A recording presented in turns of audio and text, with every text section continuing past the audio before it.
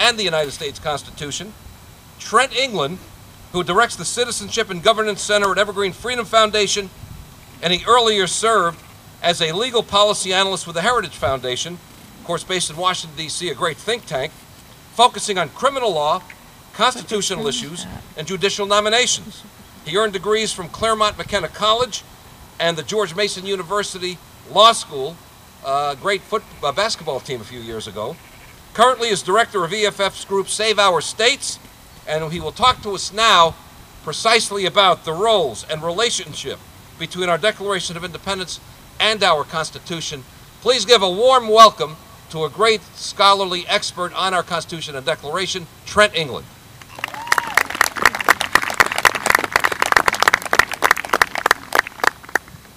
Thank you very much, Mike, and thank you all of you. I'd be remiss not to suggest that you all visit the Evergreen Freedom Foundation booth over to the side, pick up a t-shirt to send a message to your legislators, and you can pick up for free not just a copy of our latest newsletter, which I'm going to talk about in a few minutes, but you can get a free subscription to our monthly newsletter if you just stop by and talk to Judy over at the Evergreen Freedom Foundation table.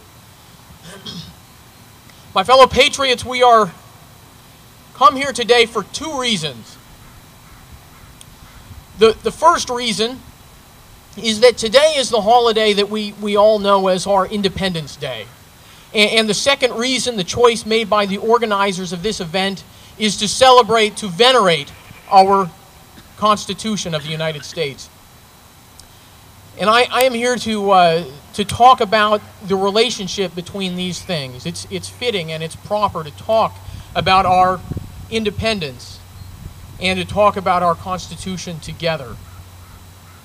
To understand the relationship between these two things, I will first turn to the words of Father Abraham, and to do that I have brought my son Abraham, who's going to read us a few of the words of the 16th President. 7 years ago, our fathers brought forth upon this continent a new nation, conceived in liberty and dedicated to the proposition that all men are created equal. Thank you, Abraham. Very good, Abraham. That's wonderful. Abraham knows, because his mother has taught him, that his score is 20. 80 years before 1863. Abraham Lincoln delivered that address, of course, at Gettysburg, several months after the Battle of Gettysburg, where thousands upon thousands of Americans, North and South, gave their lives in that Civil War.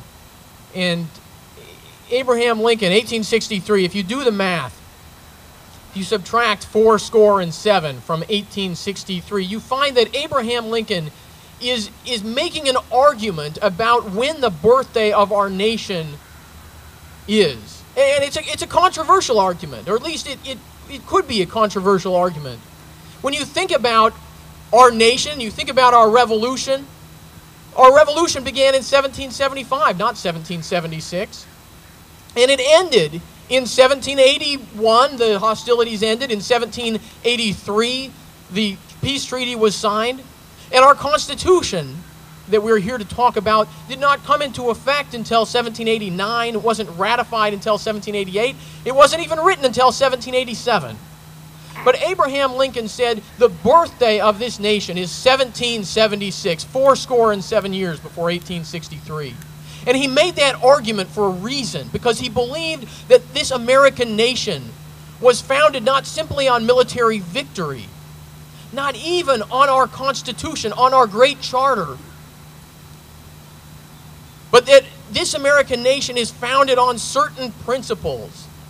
Of course, the quote by John Adams that was read earlier, the interesting thing about that letter, John Adams was not referring to July 4th. He was referring to July 2nd. July 2nd was the day that we resolved our independence legally.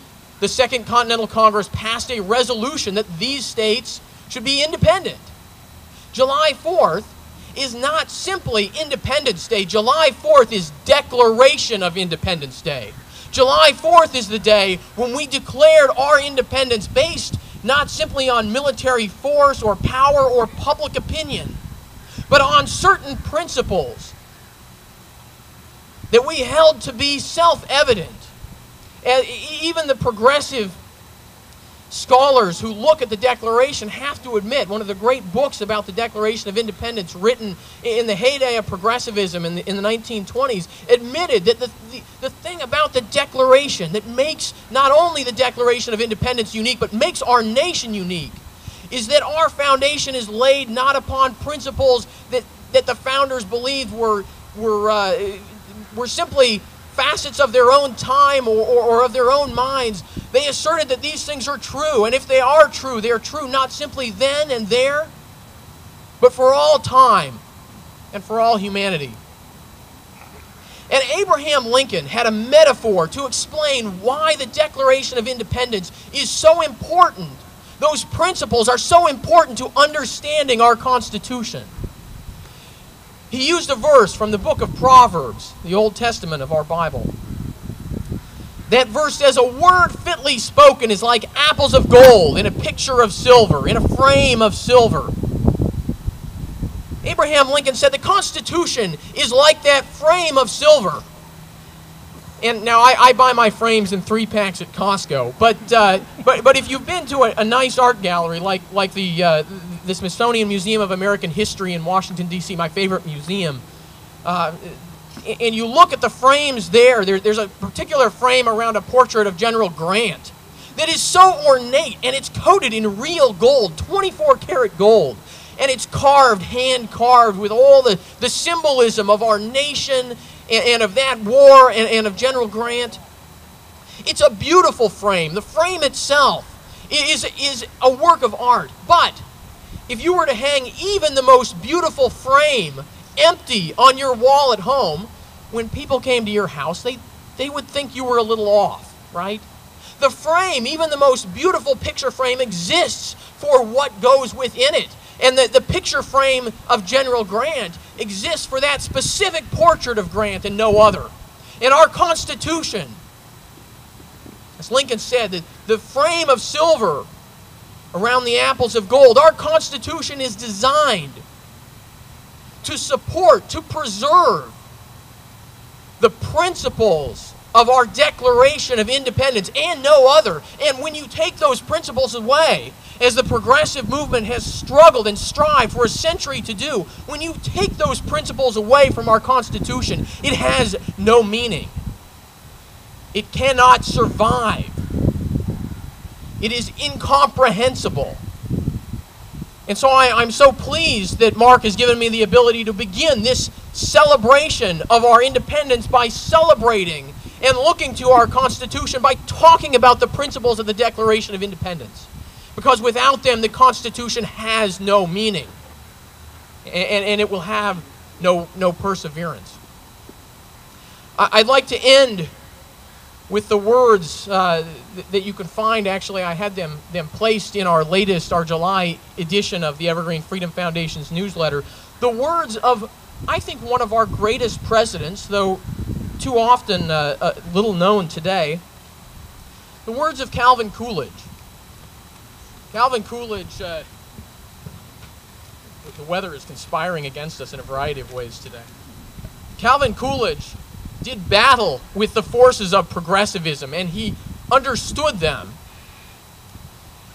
And about the Declaration of Independence, Calvin Coolidge said this: "The Declaration is the product of the spiritual insight of the people. We live in an age of science and of abounding accumulation of material things. These did not create the Declaration. The Declaration created them. The things of the Spirit come first. Unless we cling to that, all our material prosperity, overwhelming though it may appear, will turn to a barren scepter in our grasp. If we are to maintain the great heritage which has been bequeathed to us, we must be like-minded as the fathers who created it. We must not sink into a pagan materialism. We must cultivate the reverence which they had for the things that are holy. We must follow the spiritual and moral leadership which they showed.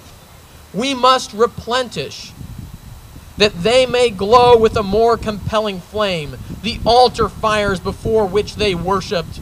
That is, of course, the principles of our Declaration of Independence. Thank you so much. Very good.